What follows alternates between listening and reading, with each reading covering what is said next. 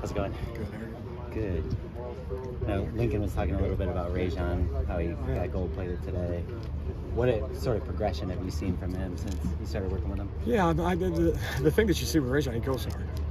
I mean, and there's times he goes in the wrong direction, which is expected eight days into spring. And we can get that correct. We got a lot of time to correct that stuff, but it's really hard to change someone's DNA.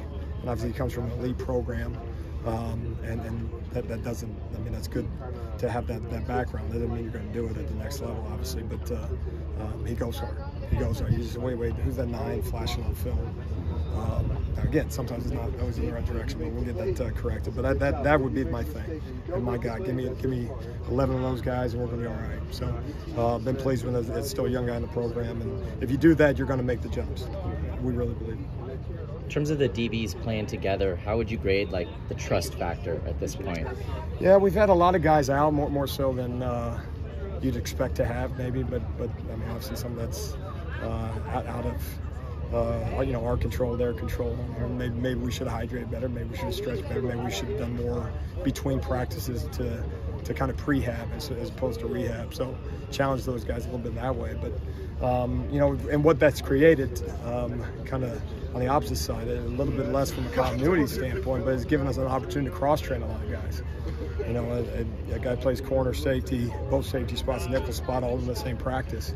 Now, it's probably not going to go real well for him because that's a tall order. But all the same, those are reps in the bank that they can draw from. So I think, as opposed to the continuity side of things, it's really kind of on the other side of it, just in terms of getting a lot of reps in a lot of different spots, and then kind of stressing them brain-wise. But for the most part, the work's been good, but obviously got a long way to go. In this defense, do you view the two safety positions as interchangeable, or are they distinct roles? Yeah, we do. I mean, we've always said we want to put the best 5 DBs on the field, regardless of trained position, and then put the next best 5 DBs behind them. It doesn't always exactly go in that particular order. Obviously, some of the skill sets of corner and safety, however common they are, there's still some attributes that may be a little bit unique to each, but most certainly at the safety spots, we want guys to be dual trained that way, and then making sure, once again, that we're getting the best 11 guys out there to create both competition and create situations that we can possibly rotate even during the course of a game. Latrell just said that he's had time pretty much everywhere in the secondary so far, and I'm just kind of curious, how much of this spring is about just having as many guys be able to do as many things versus maybe finding homes for guys at this point? Yeah, I think number one is can we get the effort right? Can we walk out of spring and say, from a practice habit standpoint, not that you've ever checked the box, you're one practice away from being poor. We've had really good effort. We did not come out here with great effort early on. Did we change the tide as the day went on? Maybe so, but what a shame that would be, that we'd step on the practice field, practice 8 of spring football, and somehow we needed a spark midway through it, and so that's embarrassing. Obviously not very good as us as coaches to not stay ahead of that. But number one is effort. Number two would be practice habits, which in a lot of ways go hand in hand. And then to your point is getting guys reps, getting guys quality reps that we get to teach off of. And a mistake is feedback if we actually do something about it. And then, the mastery of the defense to suggest that you're going to get it in 15 days. And if we do, it probably means we didn't give them enough, if that makes sense. So we don't script for success that way and try to make it easy on this spring. I'll say it again, we're 0-0. We'll be 0-0 after the 23rd. We will be after the month of August. And so trying to do some of all those things really that we think we're going to need over the course of the season.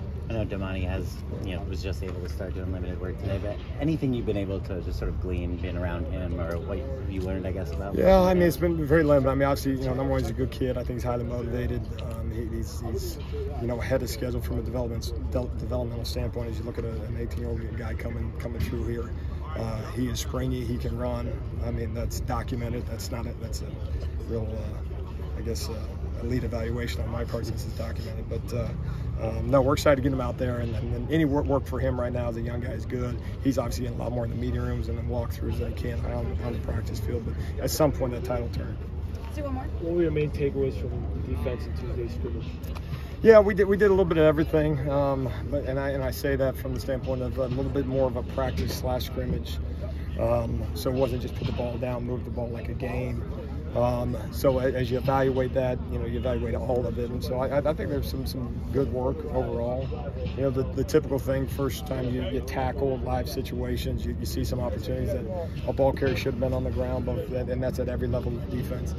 And so that's something that one is expected, and on the same note, it's something we get a chance to coach off of and hopefully progress that way. You can only tackle so many times, and also being smart with guys out, you got to be really smart that way. But no, overall, I mean, I think it's been more on the plus side than minus side. Which, if you're looking at it through rose-colored glasses, it was pretty good.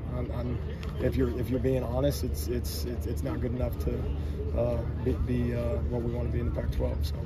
We'll show up again on Saturday and swing the bat. Thank you, Coach. All right, thank you all. Thank you. Coach.